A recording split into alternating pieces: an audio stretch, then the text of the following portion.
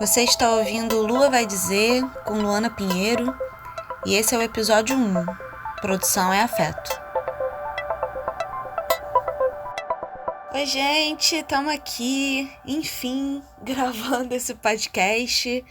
Eu tive, essa vontade de começar um podcast lá no início da quarentena, e aí muitas ideias, muitas experimentações, fiz coisas no Instagram e estamos aqui. Estamos aqui com a ajuda do Renato Cafuso na arte, da Josi Antunes, que vai ser a minha fada madrinha editora, e do Diego Giovagnoli, que vai preparar, que na verdade está preparando, e quando vocês ouvirem já vai estar pronto, uma vinhetinha bonitinha aqui para o nosso podcast. Bom, primeiro o nome surgiu da música que todo mundo conhece, né? Lua vai iluminar os pensamentos dela. Aquele pagode maravilhoso. E, bom, o nome, na verdade, foi dado por Marcela Fonseca, comunicadora do projeto Prédio Posto 13, que a gente tá produzindo na Baixada, com direção da Josi também, uma galera junta, enfim, não quero me perder, vamos lá.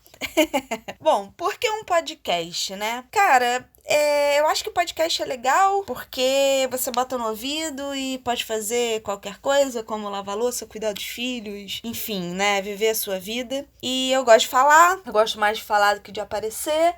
Então, pensei aqui no podcast. Bom, a ideia aqui é falar sobre temas que me atravessam, né? Me atravessam como pessoa, como mulher, como profissional.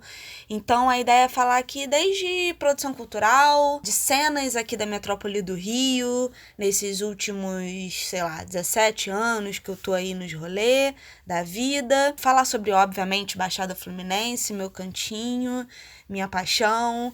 Falar sobre maternidade real, por que não?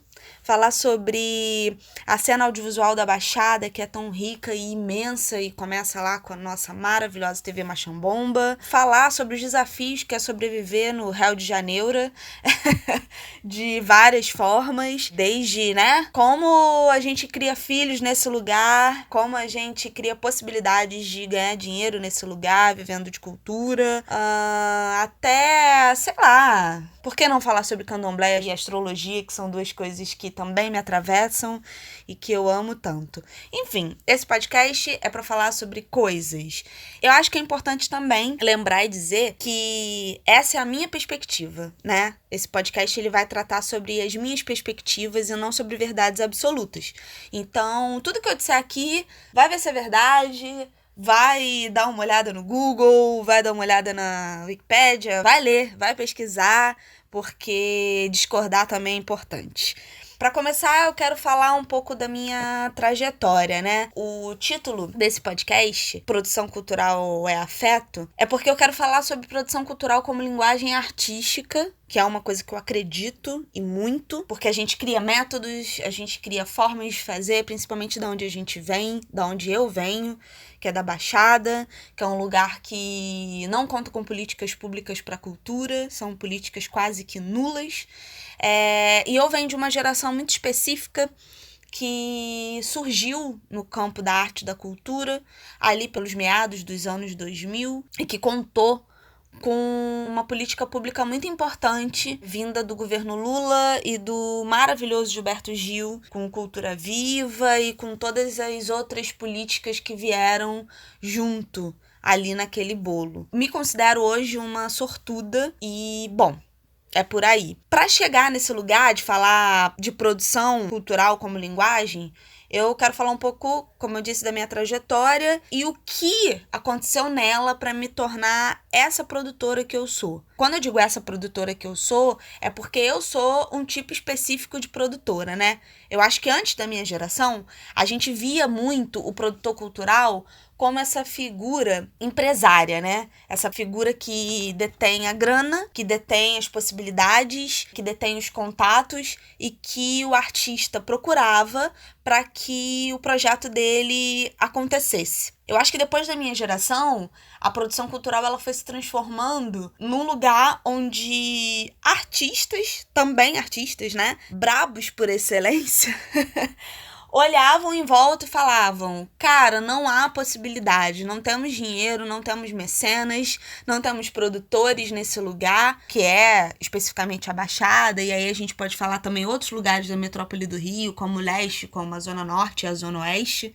E um parênteses importante, eu vou falar desse lugar, gente, eu vou falar de metrópole do Rio de Janeiro, que é o lugar que eu vivo, que eu detenho saberes, digamos assim. Então, você pode aí aplicar essa realidade no lugar onde você vive, no Acre, sabe? Na Paraíba, seja lá em que lugar for, mas eu vou falar a partir da metrópole do Rio de Janeiro. Então, a gente percebeu que aqui do lugar de onde a gente vem, alguns artistas tiveram que fazer acontecer, né? E eu acho que eu tô dentro dessa patota, né? Dessa galera que olhou em volta e falou: mano, se eu não correr atrás de fazer acontecer no meu lugar, no meu território, se eu não conseguir entender minimamente quais são os meandros para se produzir arte e cultura nesse lugar, eu não vou fazer. E aí eu começo lá em 2002, quando eu comecei a estudar artes cênicas. Eu estudava numa escola em Nova Iguaçu, que não existe mais, numa escola particular, através de bolsas que eu ganhava e tudo mais. E aí eu comecei a estudar artes cênicas. Nesse curso de artes cênicas, que foi um curso único do ensino médio nessa escola, eu comecei a ter contato com uma cena que já existia na Baixada e principalmente em Nova Iguaçu, que é a minha cidade, através de pessoas como Marcos Serra, Ana Márcia Micho, pessoas muito fodas e muito importantes para a cena de cultura ali da região. E aí, a partir deles, e por causa deles, eu conheci Moduan Matos, eu conheci César Rai e o seu Desmaio Público, que é um grupo de poesia de mais de 30 anos em atividade ainda, de alguma forma, na Baixada Fluminense. Conheci Dida Nascimento, que é o incrível fundador do Donana, de Belfor Roxo, e fui conhecendo figuras, assim, Raimundo Rodrigues, que é um puta artista plástico que vive em Nova Iguaçu. Não sei se o Raimundo é de Nova Iguaçu, mas ele ainda vive em Nova Iguaçu. E fui conhecendo uma galera. A partir desse ponto, eu quero falar sobre ancestralidade. Galera, ancestralidade importa muito. Saber quem fez antes, saber quem estava movimentando a cena antes de você é mais do que importante, sabe? É mais do que importante a gente pensar que, mano, não estou inventando a roda. Ninguém está inventando a roda. Vou aqui fazer um sarau em praça pública. Porque o meu sarau é o primeiro do rolê. Mano, na Grécia Antiga a galera fazia essa parada, sacou? Cineclube existe desde muito tempo, sarau existe desde muito tempo. E aí você pode no seu sarau colocar uma pessoa plantando bananeira toda vez. Mas o que importa é que você não está inventando a roda. E aí, a partir desse princípio, você consegue respirar, conhecer a galera que fazia antes, encontrar os seus pares, fazer parcerias. E eu vou falar uma coisa mais do que importante. No lugar de onde a gente vem, uma das coisas mais importantes é fazer rede. Quando eu falo de produção cultural como linguagem, pensar em quem tá do lado é mais do que importante. É tipo a base. Se você não fizer rede, se você não tiver parceiro, se você não fortalecer o mano que tá fazendo a parada dele no bairro do lado, tu não vai a lugar nenhum. Esse é um ponto importante. Ancestralidade importa pra cacete. A partir daí eu fui fazer faculdade de letras. Eu fazia faculdade à noite e trabalhava numa loja de ferramenta em São Cristóvão durante o dia. E era um rolezão. Eu já tinha entendido nessa época que o teatro propriamente, que ser atriz não era o meu rolê. Então, eu tava um pouco perdida, eu sabia que eu queria continuar vivendo de arte, de cultura, mas não sabia exatamente o que fazer. Então era isso, fazia faculdade à noite, trabalhava numa loja de ferramenta durante o dia e aos sábados eu participava de uma companhia de teatro, encabeçada pela Ana Márcia Micho, e conheci Fabiano Micho. Um brotherzão que nessa época era ator, fazia teatro comigo. E começou a dar uns toques na galera do tipo, galera, o grande lance é fazer audiovisual, estão rolando umas oficinas e tal. O Fabiano começou a dar esses toques na gente. E Fabiano entrou pra fazer uma oficina que chamava Geração Futura no canal Futura. Logo depois ele entrou pra fazer a Oi Kabum, que se eu não me engano na época não era Oi Kabum, era só Kabum. Bom, o Fabiano começou a fazer audiovisual, e aí o primeiro curta dele, que foi o primeiro Sinfonia, que foi para um festival do Minuto, ele usou a gente que era da companhia dele, pra fazer o curta. Inclusive é um curta incrível, que até hoje eu olho e falo, filho da puta. Nessa época ele já era sinistro. Fui uma das atrizes desse curta e, cara, me encantei. Falei, caralho, quero fazer essa parada, audiovisual. Como faz? Como é fazer cinema? Como é estar atrás da câmera? E nesse inteirinho todo, eu larguei a minha faculdade e fui fazer a SPOC, a Escola Popular de Comunicação Crítica. Isso já era 2005 e entrei para a primeira turma da SPOC. Nessa primeira turma da SPOC, eu conheci muitas pessoas que foram muito importantes para minha trajetória. Primeiro, o Observatório de Favelas do Rio de Janeiro, que é uma das principais instituições do campo social e da arte e da cultura também no Rio de Janeiro. E fiz 1 ano e meio de SPOC e no final o Observatório fez um festival de cinema e uma das pessoas que o Observatório chamou pra dar conta, né, de alguma forma desse festival foi o Marcos Falchini. Conheci o Marcos ali, isso era 2006, e ele falou da Escola Livre de Cinema pra mim, falou, mano, você é de Nova Iguaçu, você tem que ir lá fazer a escola com a gente. E eu fui. Um pouco antes de eu ir para a Escola Livre de Cinema, e isso é um capítulo gigante na minha vida, ainda falando sobre essa turma de artes cênicas, sobre essa galera que tava ali conhecendo o audiovisual, o Fabiano, junto com o Diego Bion, numa noite, tomando uma cerveja no Ananias, que é um boteco importantíssimo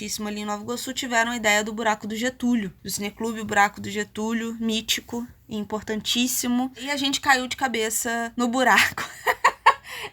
É uma ótima analogia, cair de cabeça no buraco. Mas a gente foi fazer o Cineclube Buraco do Getúlio e não paramos mais. E esse capítulo da minha vida é o capítulo mais importante, em que eu fiquei 10 anos da minha vida produzindo o Cineclube Buraco do Getúlio e dando aula e produzindo e depois coordenando a Escola Livre de Cinema de Nova Iguaçu e o Iguacine, que é o festival de cinema da cidade de Nova Iguaçu. Isso é 2006, 2007. E, bom, quero falar aqui desse momento, que é o momento que começa a me fundar como produtora cultural. Em Nova Iguaçu, a gente estava no meio do governo do Lindbergh Farias, o Lula estava nas cabeças, né? Estava ali reinando absoluto no governo federal como presidente, lançando várias políticas públicas importantíssimas. E o governo do Lindbergh não deixou por menos, né? Ali, nesse momento, a gente tinha em Nova Iguaçu políticas públicas importantíssimas para a cultura e para a educação. O governo municipal, nessa época, ele caía de cabeça em referências do governo federal, como Cultura Viva, e os pontos de cultura começaram a pipocar na Baixada, em Nova Iguaçu especialmente. E, além disso, a gente tinha o Bairro Escola. O Bairro Escola foi um projeto de educação ali, dessa época, né, do governo da cidade de Nova Iguaçu, que ele não era só um projeto de educação em horário integral. Ele era um projeto que se conectava com ações de cultura e esporte e lazer da cidade. Então, a criança tinha ali o horário integral na escola, mas ela não ficava o horário integral dentro da escola, né?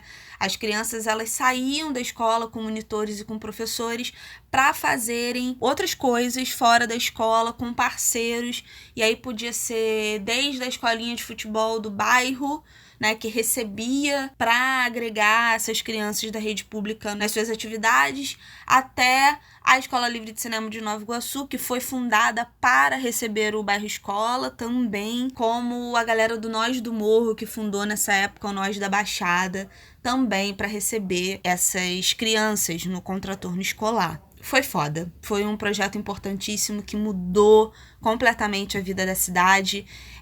Nesse inteirinho a gente teve também o Fundo Municipal de Cultura de Nova Iguaçu instituído. Eu tive a honra máxima de fazer parte da comissão que leu e pagou a grana para os primeiros projetos desse fundo municipal. Foi um momento lindo que a gente viveu ali na cidade. E a Escola Livre de Cinema de Nova Iguaçu e o Buraco do Getúlio surfaram ali nessa onda. O Buraco foi para a Casa de Cultura pelos idos de 2008. A gente teve a primeira edição do Iguacine. E, bom, essa parada toda, o Buraco, a escola, o Iguacine, eles começaram a me impulsionar para entender os códigos, porque eu não aprendi e fui fazer. Eu fui aprendendo e fazendo, errei pra cacete, fiz um monte de merda.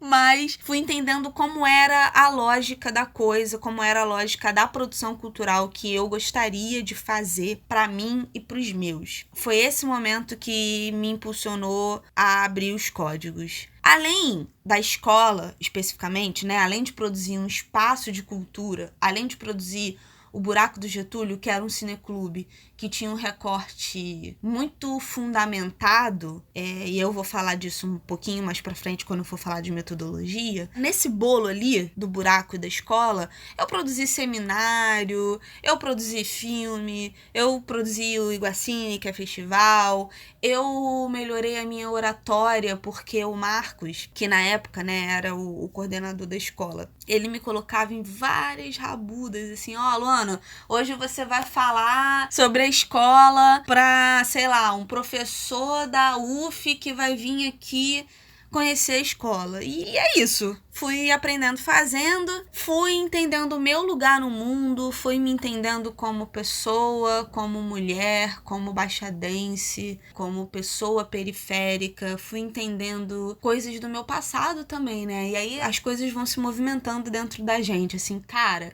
de onde eu vim, quem eu sou, essas perguntas, só que eram perguntas que também eram respondidas, porque viver no meio daquelas pessoas tão fodas, assim, que eu acabava vivendo, como o próprio Faustini, como a Cristiane Braz, que é tipo a minha mãe na produção cultural. A Cristiane, ela é historiadora e comerciante. Ela tem uma loja de doce, então era uma coisa muito louca, porque a Cris, ela conseguia entender o quanto a arte, quanto a cultura é importante, ao mesmo tempo que ela tinha uma visão sobre educação fodona, assim. E ela era comerciante, então, tipo, ela conseguia agregar 3 coisas muito importantes para a produção cultural, que é entender de história, ter, né, essa flexibilidade e essa, sei lá, esse olhar apurado para as artes, né? É professora, então tinha um olhar para a educação muito foda, então ela era uma coordenadora da Escola Livre de Cinema muito sinistra, porque ela conseguia entender o quanto o audiovisual, né? E aí quando eu falo de audiovisual é porque essa era a linguagem que a gente trabalhava, mas como qualquer linguagem artística é muito importante para a educação, e era comerciante, então conseguia gerir a grana de uma forma maneira, cara, repartir o pão real, assim, como ela conseguia fazer mágica com tão pouco. Então, a Cris é minha grande mãe, assim, na produção cultural. E é isso, né? Como falei antes, cometi muitos erros, muitos acertos e aprendi uma coisa muito valiosa. Trabalhar com públicos-alvos completamente distintos. No Buraco, a gente trabalhava com um público-alvo muito específico ali no Ananias, que era os bêbados de uma segunda-feira à noite. A gente fazia terças à noite, depois a gente foi fazer segundas à noite. E, gente, o público de um bar no início da semana à noite é muito específico. As pessoas não vão ali para ver filmes, muito menos cinema experimental, que foi o tipo de filme que a gente começou a exibir. As pessoas vão ali para beber, para chorar as suas mágoas, sacou? Então era um público muito específico. A gente fez sessão para 3 pessoas, até chegar a um público de 300, 500, que era o que a gente batia na época já da praça, que a gente foi fazer depois na Praça de Direitos Humanos. Então, além do Buraco, eu trabalhava na Escola Livre de Cinema, então a gente atendia crianças, né, com uma faixa etária entre 9 e 14, 15 anos durante o dia, e à noite, aos sábados, que eram os cursos dos adultos, a gente atendia a galera entre 18 e 60 e poucos anos. No Iguacine também a gente tinha uma faixa etária gigante, a gente pensava as sessões para faixas etárias distintas, afinal de contas era um festival de cinema, né? Vamos falar no presente para ver se acontece uma próxima edição. É isso, a Escola Livre de Cinema foi uma escola, e não só uma escola de audiovisual, mas uma escola de produção para mim, assim como o Buraco também.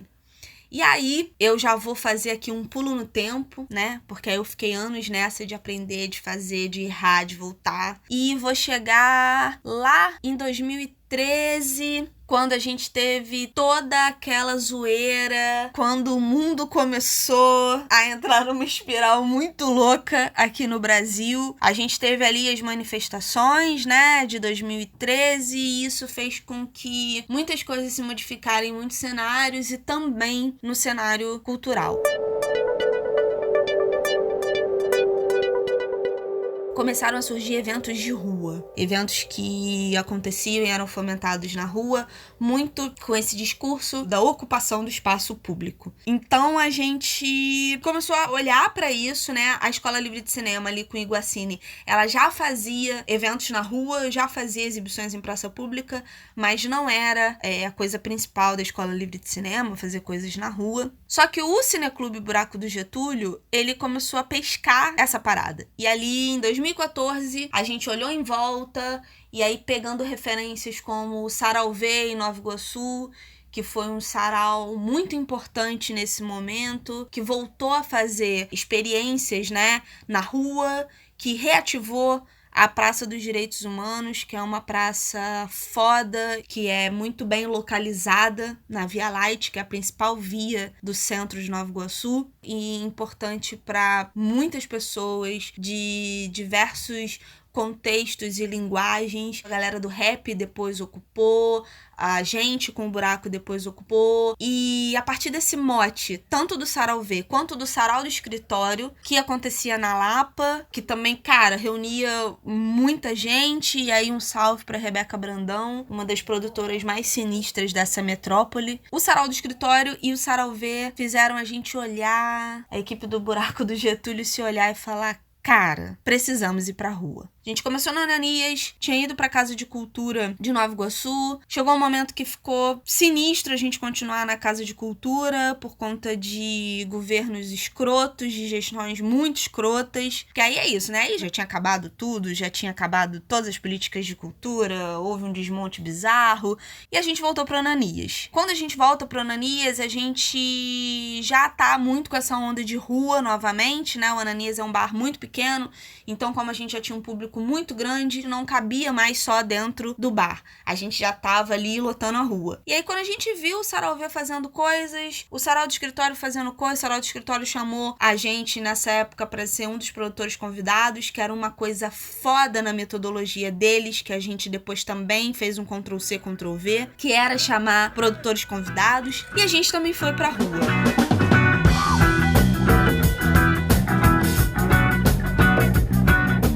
Pra rua, foi maravilhoso, foi incrível, foi uma das coisas mais acertadas que a gente fez. Ir pra rua foi um fôlego incrível, a gente teve muitos lançamentos audiovisuais nessa época. A Yasmin Tainá lançou o Cabela, um dos lugares que ela lançou o Cabela foi no Buraco do Getúlio. Essa sessão deu, cara, sei lá, 400 pessoas. Eu acho que a foto mais cheia que a gente tem de uma sessão do Buraco na praça é do dia da exibição do Cabela. Inclusive, é uma foto que me emociona muito, porque é isso, são mais de 300 pessoas com os olhos vidrados na tela. É lindo. E quando a gente começou a fazer o Buraco do Getúlio lá em 2006, eu não imaginava, quando a gente fazia sessão para um bando de bêbado no Ananias, eu não imaginava que a gente teria mais de 300 pessoas paradas olhando pra tela. Eu acho que nesse momento eu olhei e entendi o porquê que eu era produtora,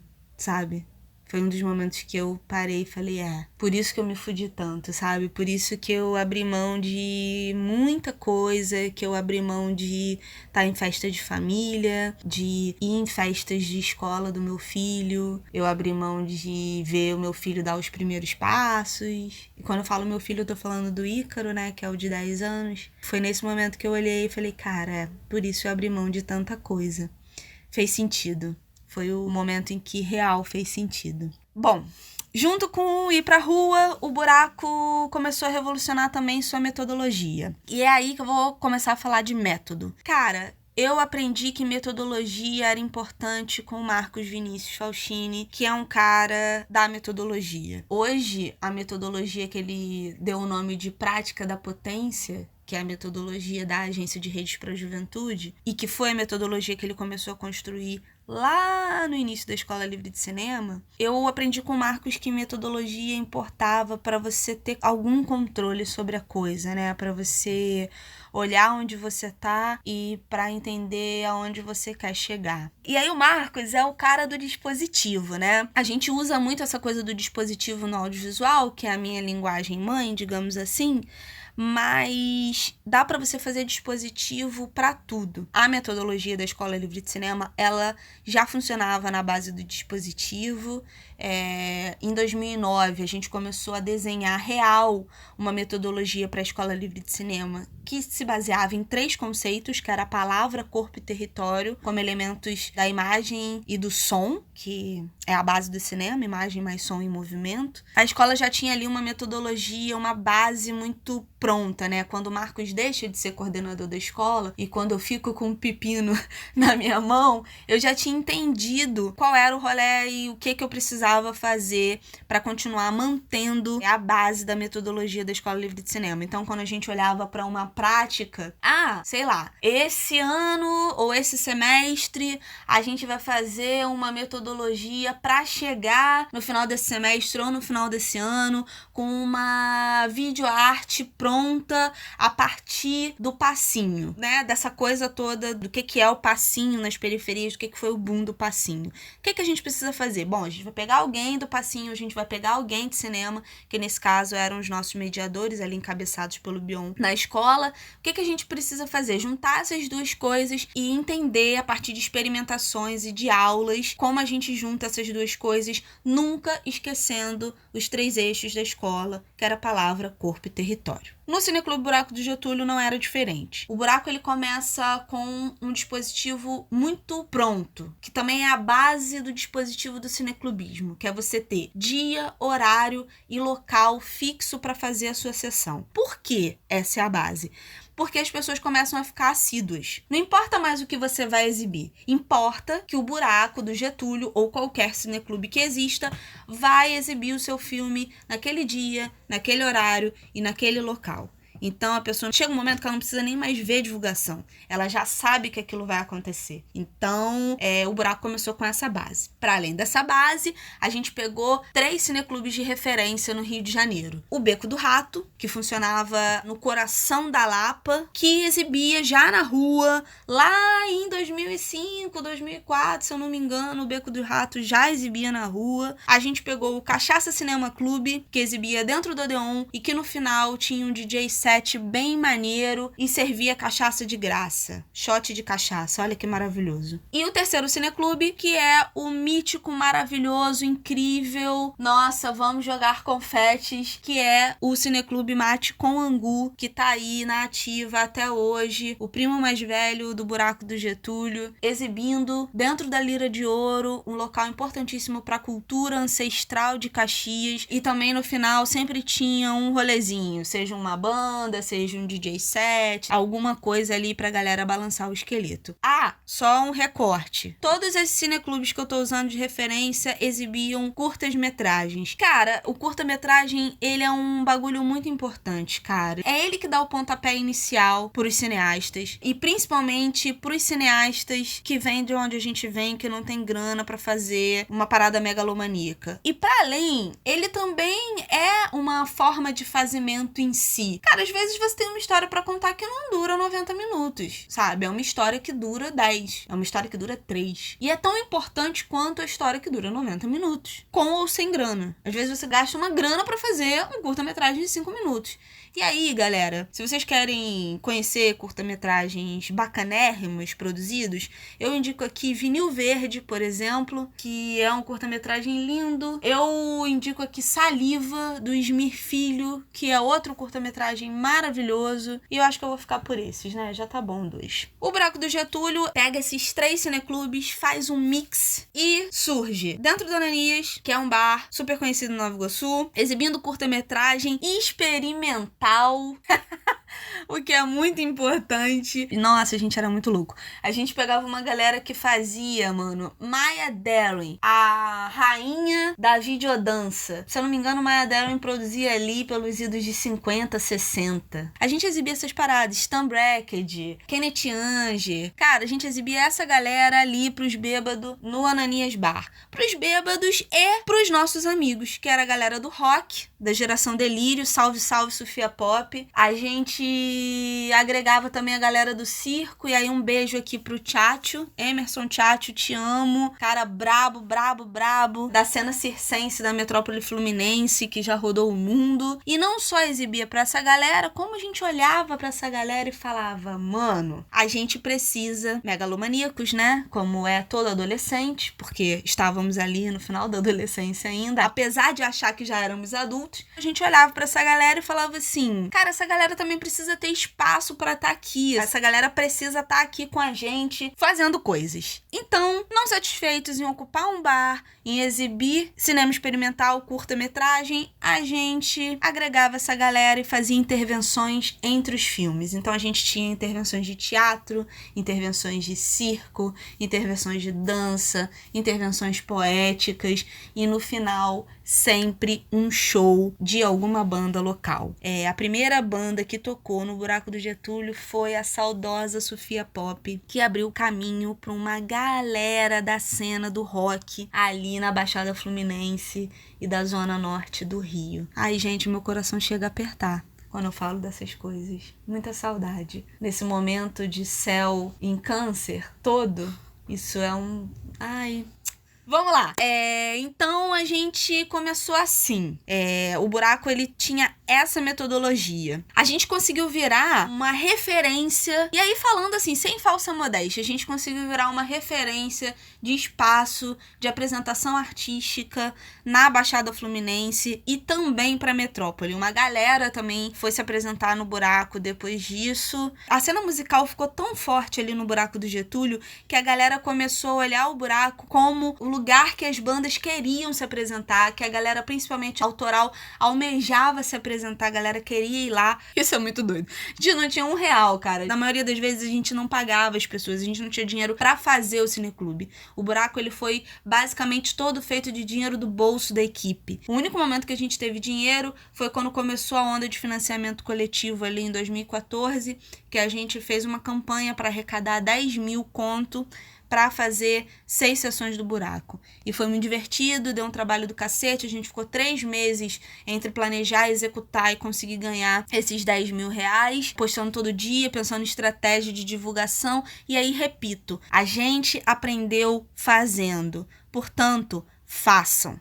Essa é a palavra de ordem. Façam. Dando um pulo no tempo e no espaço novamente, voltando ali pro pós-2013 e pra galera que foi fazer na rua, o Buraco embarcou nessa onda, como eu tava dizendo, foi fazer sessões em praça pública e junto com as sessões em praça pública, o Buraco foi fazer as reuniões abertas. As reuniões abertas nada mais eram do que um Ctrl-C, Ctrl-V dos produtores convidados do Sarau do Escritório. Então as reuniões abertas eram chamadas que a gente fazia na internet, do tipo, galera, nós vamos hoje fazer uma reunião aberta na praça para pensar a próxima sessão do Cineclube Buraco do Getúlio. Quem quiser, cola aí. E aí colavam ali sempre umas 10, 15 pessoas e nós pensávamos juntos as intervenções do Buraco do Getúlio. Foi lindo, foi maravilhoso poder compartilhar a metodologia, a forma de fazer do Buraco, com as pessoas também tendo ideias mirabolantes e eu, como boa produtora que sou, olhava e falava, isso não vai dar certo, porque já sabia que não ia dar certo.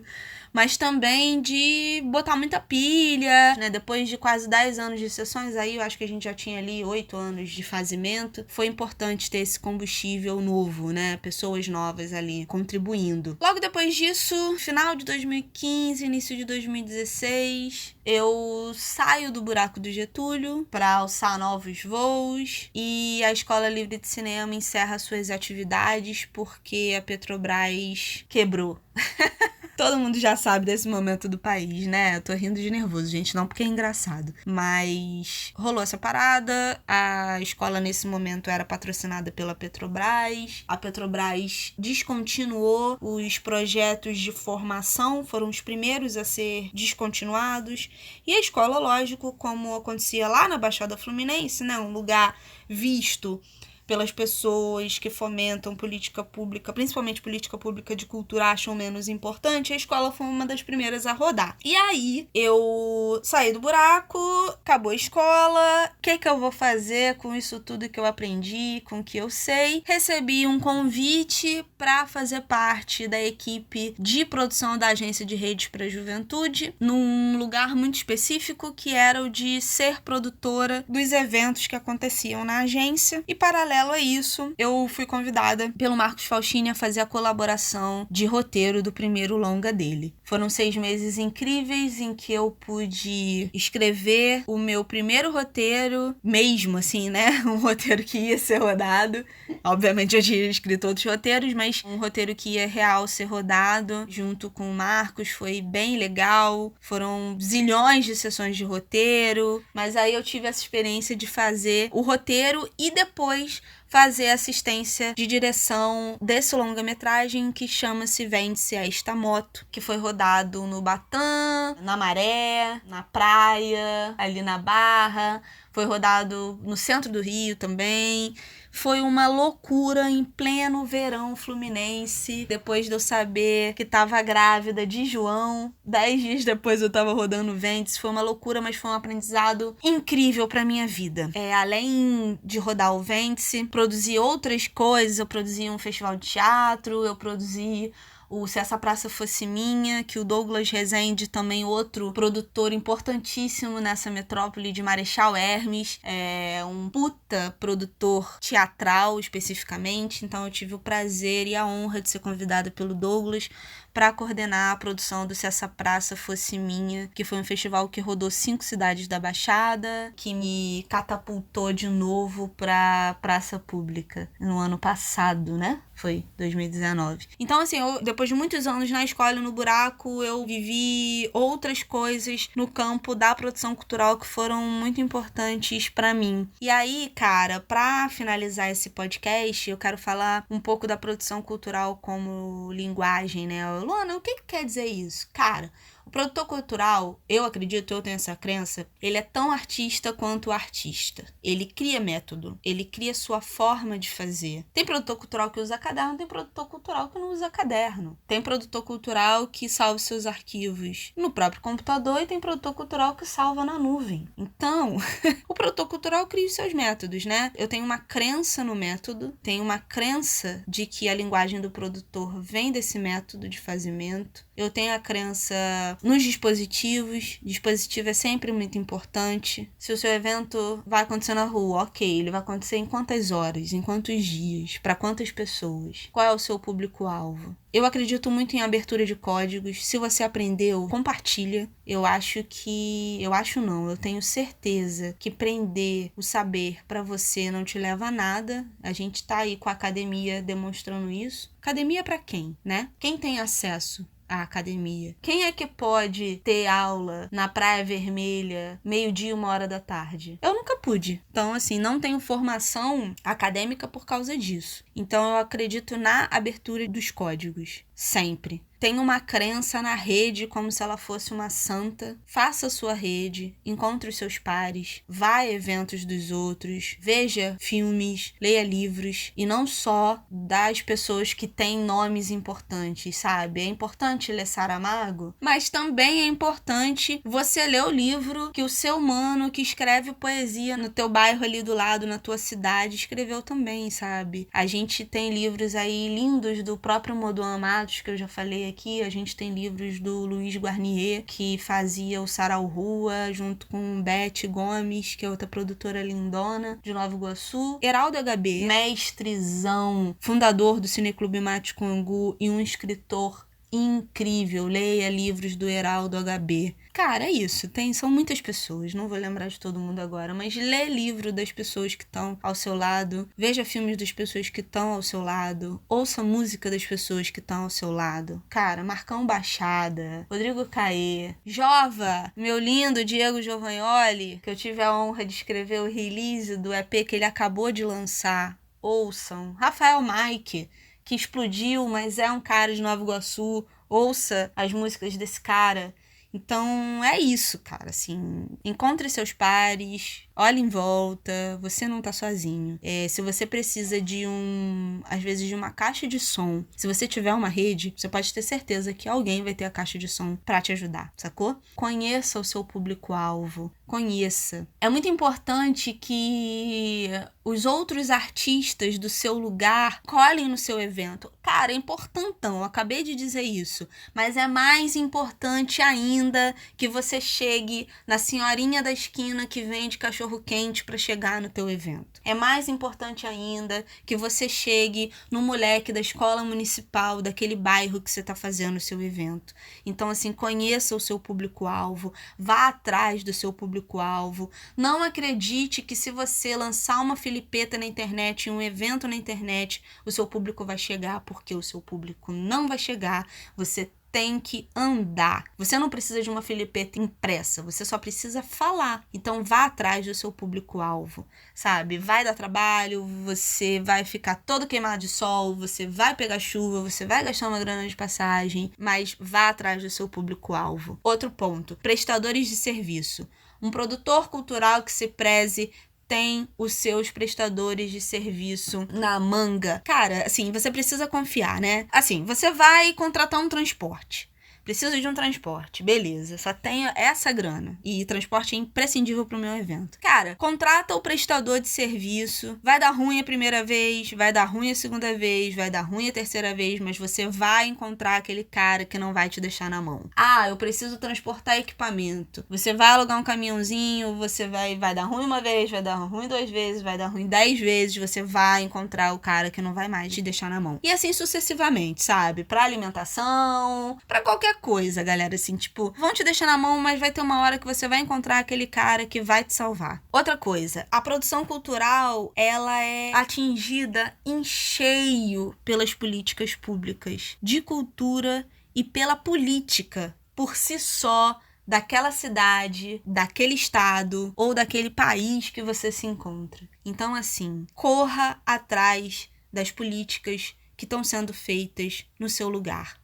O seu lugar tem conselho de cultura? O seu lugar tem um secretário de cultura que se reúne com a classe? Se não, tem que ter. Junta a tua galera e cobra. Liga, bate na secretaria, faz post e marca a secretaria. Não é pra causar, não é pra arrumar confusão na internet, não. É pra pressionar. Cara, dinheiro público pra cultura não é favor. Dinheiro público pra cultura é direito. Então, assim, corre atrás. Para finalizar, compartilhem as metodologias que vocês criarem com o teu mano. Compartilha, porque metodologia viabiliza possibilidades, viabiliza que outros façam, por isso viabiliza a continuidade. É isso, gente. Produção cultural é linguagem, produção cultural é afeto. Eu dei um panorama muito por cima de como eu cheguei até aqui. Você pode achar que eu não faço nada demais e que isso não te afeta e que isso não te atinge, mas essa é a pessoa que eu sou. Eu vivo porque vivi essas experiências. Eu vivo acreditando que a troca de saberes é o melhor caminho. Então, a gente fica por aqui. Esse é o primeiro episódio do Lua Vai Dizer. A arte é do Renato Cafuso. A montagem é da nossa querida, maravilhosa diva rainha Josi Antunes. E as vinhetinhas são a cargo do Diego Giovagnoli. Eu fico por aqui, até a próxima. Me desejem sorte e me digam se gostaram. Bem blogueirinha mesmo, né? Um beijo e obrigada, internet, pela possibilidade. Até! Quem tá fora tá trancado, quem tá dentro aproveita. Nunca passa o passado que repete o que passou. Passado, pássaro da vida que é tão pequenininho. E a cada passo do passeio que de nós se apossou, vejo que muitos passarão e eu passarinho, passarinho. Coração é uma gaveta que abre e te guarda, que fecha e você não entra. Uma porta sem maçaneta. Quem tá fora tá trancado, quem tá dentro aproveita. Nunca passa o passado que repete o que passou. Passado, pássaro da vida que é tão pequenininho. E a cada passo do passeio que de nós se apossou, vejo que muitos passarão e eu passarinho, passarinho, passarinho, passarinho,